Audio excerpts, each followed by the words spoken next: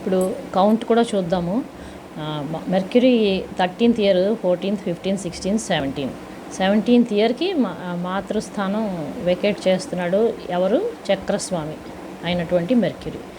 మరి ఇప్పుడు అంతకన్నా ముందు ఆయనకి ఎడ్యుకేషన్లో బాగా స్టార్డమ్ వచ్చింది. Youngest graduate in bar of law అని చెప్పేసి ఇతనికి గుర్తింపు కూడా వచ్చింది. సో ఈ మెర్క్యూరీ ఏ రకంగా దాన్ని తీసుకొచ్చాడు, మేనిఫెస్ట్ చేశాడు అంటే, సన్ ఏమో నేమ్, ఫేమ్ అండ్ స్టేటస్ ఇచ్చింది. మెర్క్యూరీ ఏమో యంగ్ ఏజ్లోనే ఆయన తీసుకురావడానికి, ఆయనకి మేనిఫెస్టేషన్ తీసుకురావడానికి హెల్ప్ చేశాడు. ఆయన ధనస్సులో కూర్చుని ఆయన స్వస్థానాన్ని చూస్తున్నాడు. ఆ స్వస్థానం ఏమో లగ్నానికి పంచమమైంది.